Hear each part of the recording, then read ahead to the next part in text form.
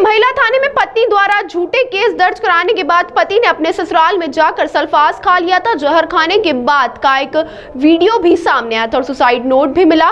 Note में मृतक ने पत्नी, साले और ससुर और उसके द्वारा लाए गुंडों पर आरोप लगाए थे। युवक के माता पिता का कहना है कि उनके बेटे को बहू ने फंसाया, उसे आत्महत्या के लिए प्रेरित किया। सुसाइड नोट होने के बाद भी पुलिस कार्रवाई नहीं कर रही है। पंडरीनाथ इलाके की काटजू कॉलोनी में यश पुत्र दीपक वाधवानी ने अपने ससुराल जाकर पिछले सोमवार को जहर खा लिया था।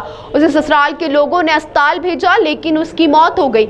यश के पास एक सुसाइड नोट मिला जिसमें पत्नी पायल नोटवानी, उसकी मां वर्षा नोटवानी, भाई यश नोटवानी और पिता ईश्वर सारी श्याम नोटवानी पर आरोप लगाए। पुलिस ने सुसाइड नोट जब्त कर लिया लेकिन अब तक कोई कार्रवाई नहीं की। परिजनों का कहना है कि यश को महिला थाने में मारपीट और प्रताड़ित किया गया। यश के परिवार के लोगों ने बताया कि 23 जून को महिला थाने में उसे प्रताड़ित किया गया। महिला पुलिसकर्मी और पायल नोटवानी के परिवार से आए 2-3 लोगों ने उसे धमकाया। उसके बाद बाहर निकाल कर यश ने आवेदन लिखकर देने की कोशिश की तो पलासिया पुलिस आवेदन लेने से इनकार कर दिया। सोमवार को यश ने अपने ससुराल जाकर जहर खा लिया जिसका वीडियो सोशल मीडिया पर वायरल हुआ था। सुसाइड नोट में लिखी यह बात, यश वाधवानी अपने पूरे होशो हवास में अपना सुसाइड नोट लिख रहा हूँ।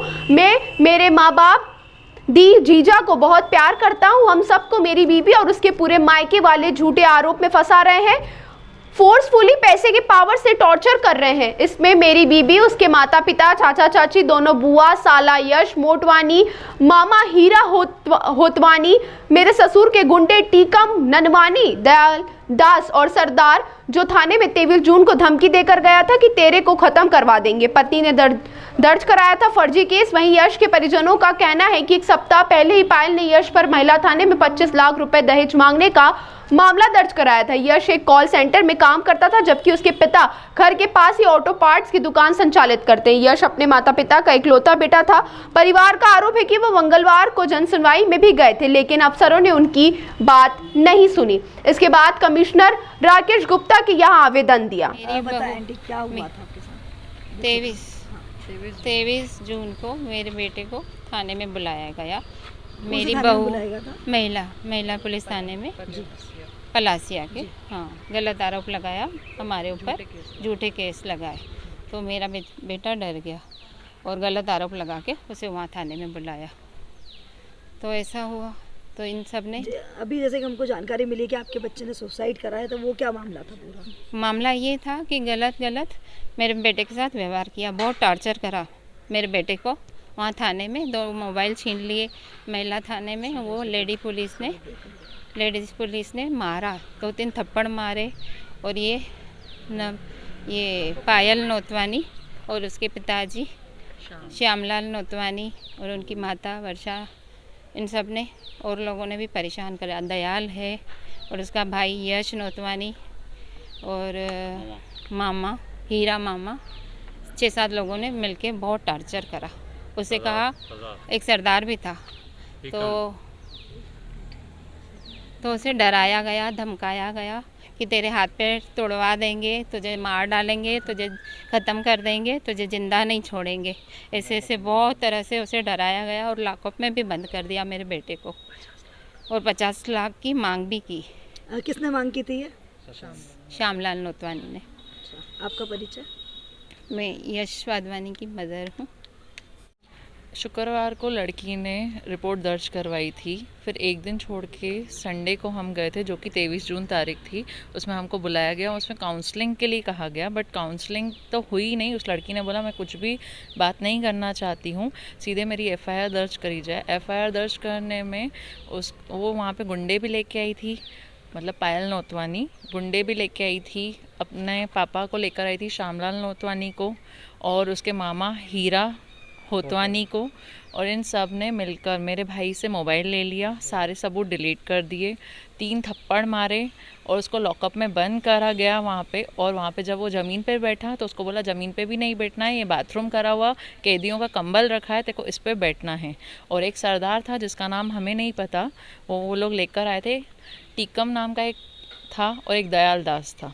ये इन तीनों ने उसको बिल्कुल आगे जाके लॉकअप में। क्या घटना घटी थी कि उनको अपने आत्महत्या लॉकअप में जाके उन्होंने धमकी दी ना कि भाई हम तेरे को ख़त्म करा देंगे। ये घटना के कारण उसने सुसाइड कर ली और वहाँ पे 50 लाख की डिमांड भी करी। आपको कैसे पता पड़ा कि आपके भाई ने इस तरह की हरकत की? यश ने। सॉरी मैं समझी नहीं। आपको कब पता पड़ा कि आपके भाई सुबह सुबह हमको मॉर्निंग में उसका व्हाट्सएप पे सुसाइड नोट आया और उसने लोकेशन भेजी, तब हम लोग भागे कि वो वहाँ पे ससुराल पहुँच गया है।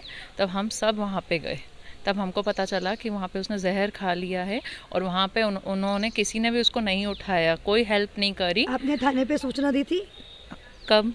ये सब पूरा हादसा हुआ? हाँ सूचना करी ना हमने। कौन से उन लोगों ने कोई हेल्प नहीं करी आपने हमारी। कौन से थाने पे सूचना करी थी? हमने पडरीनाथ पे सूचना दी। क्या कहा गया आपको पडरीनाथ? बस यही कहा कि इन्वेस्टिगेशन चल रही है और अभी आज 10 दिन हो गए, अभी तक तो कुछ भी नहीं हुआ अभी है। आप क्या चाहते अभी हैं वो लोग प्रशासन खुला से? ही घूम रहे हैं। बस हमें तो बस बोला जा रहा है कि हाँ हम अपना काम कर रहे हैं, बाकी वो लोग तो हमें खुला कॉलोनी में बोल रहे हैं कि हमने तो पैसे खिला दिए हैं और हमारा कोई कुछ नहीं बिगाड़ सकता। प्रशासन से आप क्या चाहते हो? हम ये जस्टिस चाहते हैं कि यश को इंसाफ मिलना चाहिए, उसका कोई भी कसूर नहीं था। किस तरह का इंसाफ चाहते हैं आप प्रशासन के माध्यम से? हम जस्टिस भी चाहते हैं और जितने भी नाम यश लिख कर गया है उन सबको कड़ी से कड़ी सज़ा मिलना चाहिए, क्योंकि उसने सारे झूठे आरोप लगाए हैं। जितने भी नाम हैं, 3 गुंडे हैं श्यामलाल नोतवानी के, 2 बुआएं हैं दीपा राखी, लड़की की माँ वर्षा नोतवानी, लड़की खुद पायल नोतवानी और उसका भाई यश नोतवानी, चाचा चाची सुनील नोतवानी और कशिश नोतवानी। जब आपने एफआईआर करी थी इनके नाम बताए थे?